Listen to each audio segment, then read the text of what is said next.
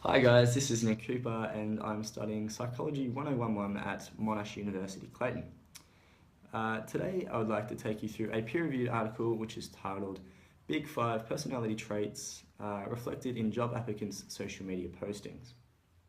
So this article was published in 13 by Thompson, Mead and Stroughton.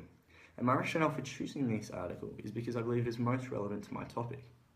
So not only is it most relevant to me, an undergraduate student who may soon be looking for a job in the near future, but I think it also applies most directly to my generation. So I look forward to spending the next 8 or so minutes with you, and I hope you enjoy this presentation. Okay, so over the next 9 or so minutes, I would like to cover firstly a quick background of this area of research. I'd then like to move on to the summary of the key information of my article. So that will include the aim, hypothesis, method, results and conclusion. And finally, I would like to focus on the critique of this research and discuss where this research could perhaps be taken further or improved. Okay, so background. Now, with an impressive percentage of the global population using social media, it's no surprise to see a plethora of varying content among its users. There's so many people uploading their thoughts, feelings, pictures and behaviours online for everyone to see. For this very reason, employers and many major organisations have realised social media's assessment potential, allowing them to eliminate, terminate and basically filter candidates engaging in online communication that may be seen desirable. So moving on to the aim and the rationale of this article. So, although there is a growing interest in this field, there seems to be a paucity of literature that exists. So in other words, there seems to be a lack of research regarding the actual identification of the mechanisms which drive individuals to share this subjective content. And it is in this gap in literature that has provided the rationale for this research. So the aim of this study is mainly to examine whether individuals' personality traits can indeed mimic online behaviour. So moving on to the hypothesis. So using the aim as a base, this research has hypothesized that certain personality traits in fact do determine how one acts on social media.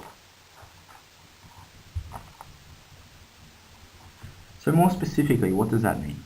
So it means the authors believe that there is a link of data between social networking behavior and variables such as Big 5 personality traits. And I think that this link should hold a fairly steady promise in further research.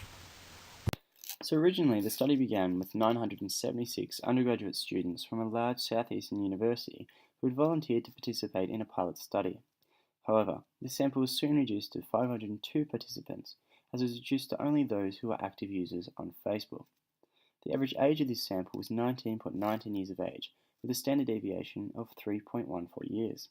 Now basically what this means is that 68% of applicants lie between the age of approximately 16 and 22 years. The study consisted of 73% Caucasian, 8% African American, 8% Asian American, and 11% other ethnicity. It also consisted of 63% female and 37% male. However, these two variables are not compared in this study. The method began with 502 eligible participants who were asked to complete an online application and assessment survey. The selection battery gathered various information such as names, email addresses, GPA results, and the Big 5 personality traits. In this research, the Big 5 personality traits is the independent variable, which consists of 5 main factors: extroversion, agreeableness, openness, conscientiousness, and neuroticism. This form of testing personality is generally considered the most robust approach. After this information was collected in the first survey, a link was provided which offered Part 2 to the survey, which in this time measured the criteria of interest in the study: bad-mouthing behaviour and substance use posting.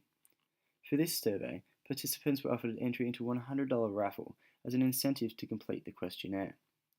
At the completion of the questionnaire, 35% of the 502 eligible individuals completed the second survey, yielding a total sample size of 175 for the study. As we move on to results, we see that this table shows regression models for the study variables in this research. The list of b-values that appear in the left-hand column explain the strength of the correlation between the trait and the criterion listed, which first we'll be looking at bad-mouthing behaviour. As we can see, there is a strong negative correlation between the trait agreeableness, negative 0.22, and bad-mouthing behaviour.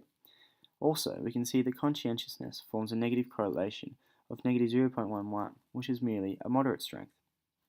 Inversely, there appears to be also a positive moderate strength relationship involving extroversion. We can look deeper into results and see that agreeableness is listed with 2 asterisks. This suggests that the p-value is smaller than 0.01, which is well below 0.05, suggesting that the correlation is quite strong and that little has been explained due to chance. From the rest of the table, we can see that the remaining traits show fairly little correlation. Okay, so as we move on to the other variable of substance use, we can see that this variable has a very strong positive correlation between extroversion. And once again, this is a trait that is showing a p-value of below 0.01. Now, this correlation, along with the other correlations mentioned, are showing consistency with the hypothesis produced and also the aim. Further study of this graph shows that agreeableness shares a moderately strong negative relationship, while all of the traits were not significantly related. Although these results support the hypothesis and aim of the research, the data ultimately falls short of statistical significance when all personality traits are analysed in conjunction. The regression analysis shows 2 R-squared values of 0.07 and 0.08.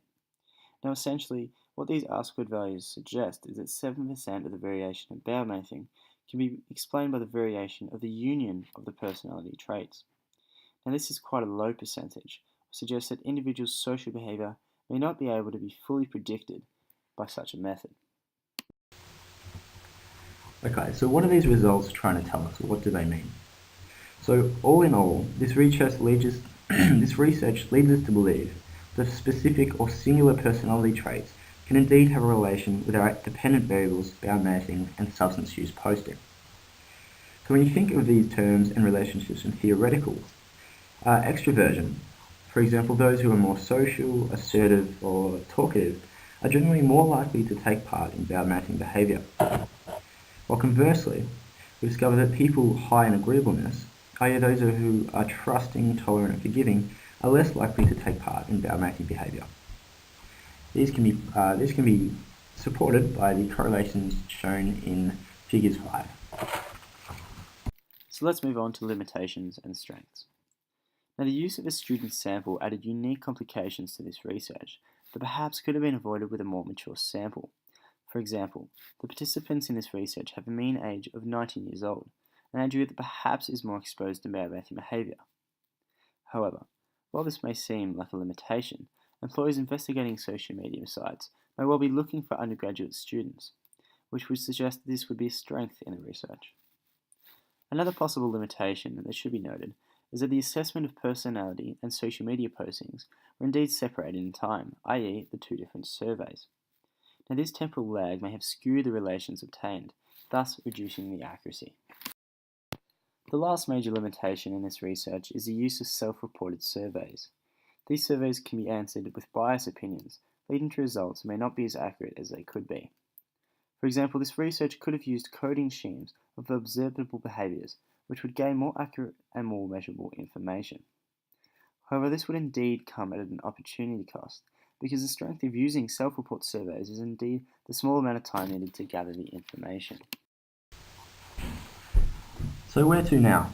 Where can we go with further research? Now, while the study's regression models demonstrate a degree of variance which was explained, the results really do offer a viable area for future scientific research. This further study should examine whether older and more mature applicants show a similar correlation between personality and social postings.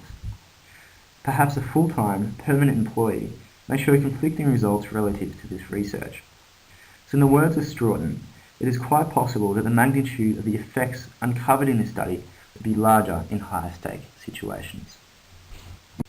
I'd like to thank you for listening to my PowerPoint presentation. I really enjoyed making this and I hope you enjoyed listening. It's been a pleasure. Have a nice day.